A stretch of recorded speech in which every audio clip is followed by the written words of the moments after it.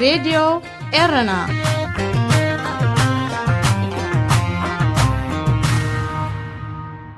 عزوز سلامتنا تقبلوا أبستفلالي كورنعات عالم كوينكم نمدبات راديو إيرنا اتكتاتلو زخبركم سمعتنا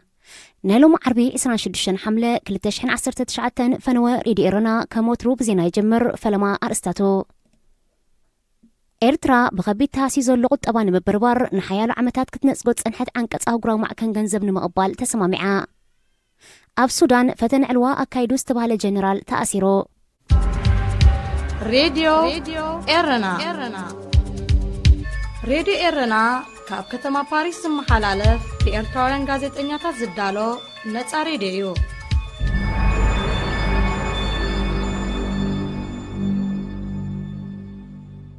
ዕለታዊ ዜና ኣህጉራዊ ማዕከን ገንዘብ IMF ብኸቢድ ተሃሲሱ ዘሎ ቁጠባ ኤርትራ ንምብርባር ምስ መንግስቲ ኤርትራ ከም ዘተየ ኣፍሊጡ እቲ ኣህጉራዊ ፊናንሳዊ ትካል ብ23 ሓምለ ኣብ ዘርግሖ መግለጺ ኤርትራ ናብቲ ብዓንቀጽ 4 ዝፍለጥ ናይ ዘተ መስርሕ ክትምለስ ምውሳና ኣመስጊኖ IMF ነዚ መግለጺ ዘርግሐ ቦርድ ፈጻሚ ኣካል ናይቲ ትካል ምስ ሰበስልጣን መንግስቲ ኤርትራ ድሕሪ ዝራቦም እዩ بمسرت عنقص 4 ናይ ዘተ መስርሕ ዓመታዊ ዘተ ክልቲኦም ወገናት ክካየድ ወከልቲ IMF ናብ ኤርትራ ክበጽሑ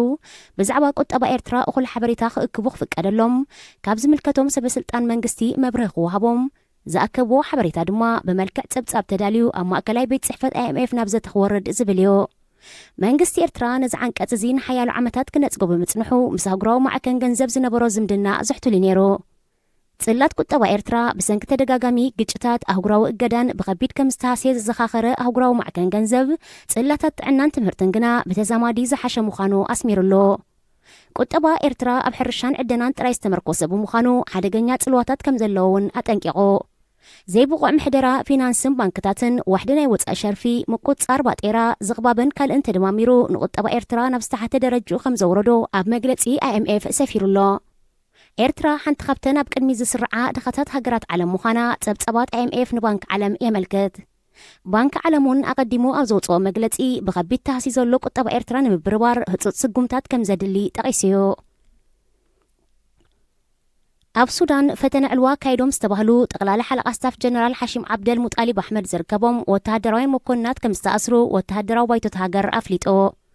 ኣብቲ ኣብ 11 ሓምለ ተኻይዱ ዝተባህለ ፈተነ ወተሃደራዊ ዕልዋ ብዘይካ ኣባላት ሰራዊትን ሃገራዊ ድሕነትን መራሕቲ እስላማዊ ምንቅስቓሳትን ኣባላት ሰልፊ ፕሬዚደንት ነበር ዑመር ሓሰን አልበሽርን እውን ከም ዝተሳተፉ ኣገልግሎት ዜና ሱዳን ንመግለፂ ወተሃደራዊ ባይቶ ብምጥቃስ ሓቢራ ወተሃደራዊ ባይቶ ሱዳን ክልተ ቅነ ድሕሪ ተኻይዱ ዝተባህለ ፈተነ ዕልዋዩ ወግዓዊ መግለፅን ዝርዝር ኣስማት ናይቶም ኣብቲ ዕልዋ ተሳቲፎም ዝበሎም ሰባትን ዘውፅእ ዘሎ ንሱዳን ን30 ዓመታት ዝመርሐ ዑመር ሓሰን አልበሽር ብህዝባውን ዓብይ ድሕሪ ምእላዩ ወተሃደራዊ ጉጅለ ስልጣን ንምሓዝ እኳ እንተተጓየየ ፖለቲካውያን ሰልፍታትን ሲቪካውያን ማሕበራትን ብሓባር ብዝወደቦ ህዝባዊ ተቃውሞ ግና እቲ ጉጅለ ብምርጫ ሲቪላዊ መንግስቲ ክሳብ ዝትከል ካብ ክልቲኦም ወገናት ዝተዋፀ ግዝያዊ መንግስቲ ንምቋም ክሰማዕ ተገዲዱሎ ይኹን እምበር ኣብዚ ናይ 3 ዓመታት ናይ ግዝያዊ መሰጋገሪ መድረኽ ሱዳን ከም ዝቐደመን ከም ጎረባብታን ናብ ወተሃደራዊ ምልክዶ ወይስ ናብ ጎደና ዲሞክራሲ ክስጉምያ ዘተኣምን ኩነታት ከም ዘየለ ተንተንቲ ፖለቲካታ ሃገር የረድኦ ዝኸበርኩም ሰማዕትና ዜና ኣብ ተፈጺሙሎ راديو إيرنا